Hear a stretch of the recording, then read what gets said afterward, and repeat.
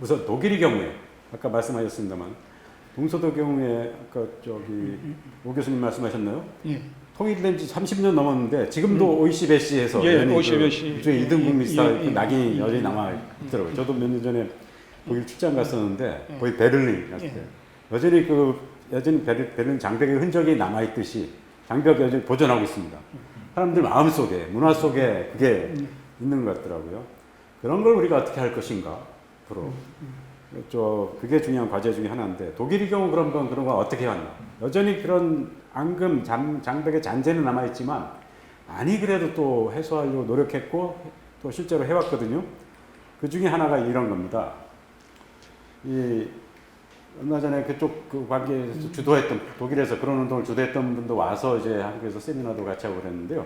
한번 볼까요?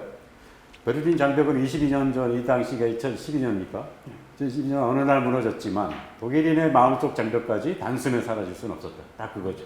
여전히 지금도 장벽이 좀 남아있긴 합니다. 둘로 나뉘었을 때는 하나라고 생각했지만 정작 통일이 되고 나서 보니 이거 우리가 또 그렇죠. 지금 통일해야 된다. 우리는 하나라고 외치는데 막상 장벽 붕괴되고 통일이 됐을 때 어떨까요? 오히려 서로 다른 점이 더 드러나는 거죠. 그렇죠? 결혼해도 그렇지 부부간에 여기 다 진짜 금슬전 부부들이신데 연애해서 진짜 하루도 헤어져서 못 살 것 같은데 막상 결혼해서 같이 살라고 하면 싸움이 벌어지고 그러지 않습니까?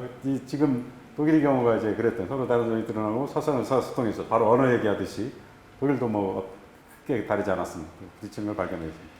그래서 원래 이제 동독 출신 자신이 동독 출신인데 서로 넘어온 분이 있는데 이분이 이제 슈미트 게텔리츠라는 분인데 이분이 이 동서독 주민들끼리 서로 이제 대화를 통해서 한번 서로가 어떻게 살아왔는지, 무슨 생각을 하는지, 왜 차이가 나는지, 또 앞으로 어떻게 해야 되는지 이런 걸 이제 대화를 통해서 그 작업을 시작한 거예요. 그래서 이게 얘기하면 이분이 서독인들은 동독에 대해서 전혀 교육받지 못한 채 갑자기 통일을 받았습니다. 이게 지금 우리 상황이죠. 지금 3년 전부터 뭐 통일 강의 센다는데 그거 가지고 굉장히 부족할 겁니다. 그나마 시작했다는 건 다행이긴 한데.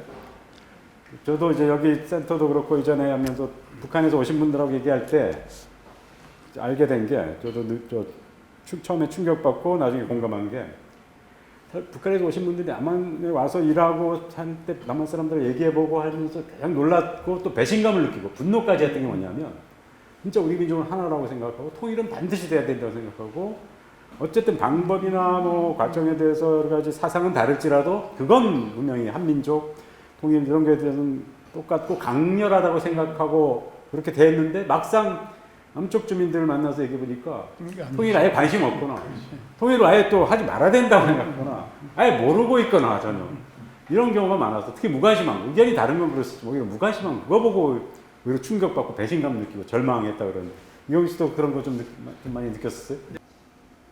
네, 충분히 저도 배신감을 느꼈지만 한편으로 또 이해되는 부분도 있었어요. 아, 그래요? 어떻게 이해해요?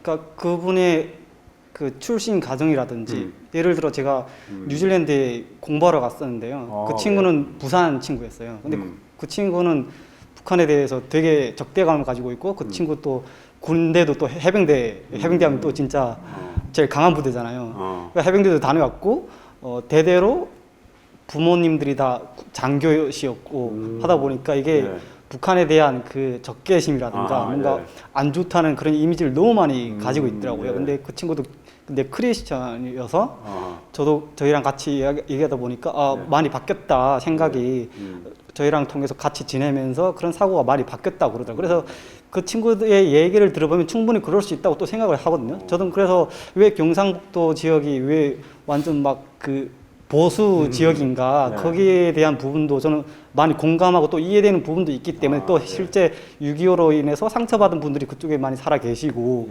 아직은 살아 계시잖아요. 그분들이 그 세대들이 살아 계시기 때문에 또 그런 생각을 가지게 됐다 이해를 해요. 그래서 한편으로 배신감도 있지만 또 이해하는 부분도 있기 때문에 이런 거는 진짜 우리 이런 과정을 통해서 잘 소통하면 서로 충분히 이해할 수 있는 부분이라고 생각을 해요. 좋습니다. 좋은데 우리 우선 그런 이해심을 갖고 이해를 갖고 대한다는 점이 굉장히 놀랍고 대단하고 한편 그 과정인데 이해하게 된 과정인데 어떻게 해서 이해하게 된 건가요? 그분들하고 이야기하고 또 왜 그런 생각을 갖게 됐는지 그 과정을 또 알아보고 그래서 이제 이해하게 된 거잖아요. 그렇죠. 바로 이제 그 과정을 우리 모든 한반도의 구성원들이 네. 별도로 해야 되지 않겠느냐 하는 겁니다. 네. 그걸 이제 동서독의 경우에 바로 이런 과정을 통해서 한 건데, 바로 지금 이경주 씨 얘기한 그런 사례의 경우가 동서독에 있었어요. 바로 대한민국 우리가 갑작스럽게 평을 맞았는데 서로 알지 못했으니까 당연히 갈등 생기죠. 그래서 우리의 삶을 솔직히 이야기하고 나누는 것에서부터 시작한 거죠. 그래서 그런 이제 갈등을 극복하기 시작한 거죠. 구체적인 한 예를 들까요? 내가 처음에 이제 그냥 대화해서 하자 해가지고 유명 인사 중심으로 대표적인 사람으로 대화운동 시작했는데 실패했답니다. 그래서 실망하고, 그런데 그 다음부터는 일반인들 중심으로 해가지고 그냥 다른 어떤 엄청난 목표를 세우지 말고 살아온 이야기, 서로 경상도에서 또 뭐 함경도에서 살아온 이야기 하도록 이렇게 한 거죠. 원래 자신이 또 원래 부동독에 있었던 농장 되찾아가지고 거기서 이 대화의 자리, 장소, 뭐 리조트 같은 거 만들어서 했답니다. 이제 그 내용 갖다 줬는데, 이분이 만든 이제 대화를 했는데 생애 대화라고 하는데, 여기 지금 센터의 프로그램장에 생애 나오는 대화가 있는데, 이제 영어로 하면 바이오그래피 다이얼로그죠. 그러니까 자신의 삶의 이야기, 살아온 이야기를 서로 이야기하도록, 나누도록 한 거죠. 삶의 이야기, 삶의 대화, 이렇게 될 겁니다. 생애 대화, 삶의 대화. 삶의 이야기 나누는.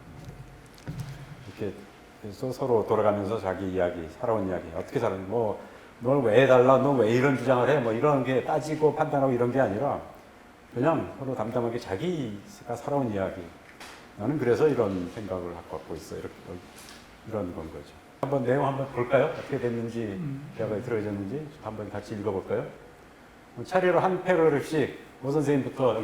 한 번은 참가자 가운데 크게 대립하는 두 사람이 있었다.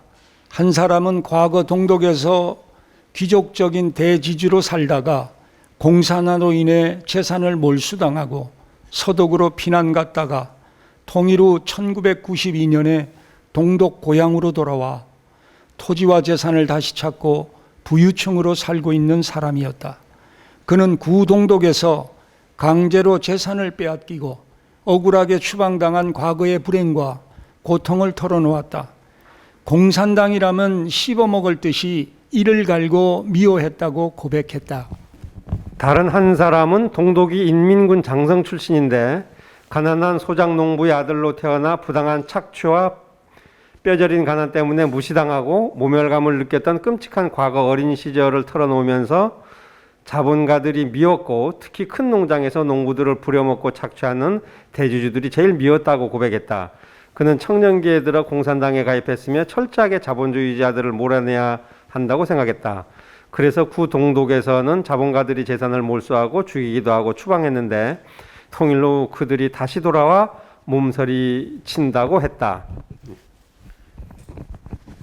두 사람은 서로의 이야기를 처음 듣는 순간 저 사람과 주말 이틀을 지낸다는 것은 참을 수 없다고 생각해 자리를 뜨려고 마음먹고 기회를 엿보고 있었다.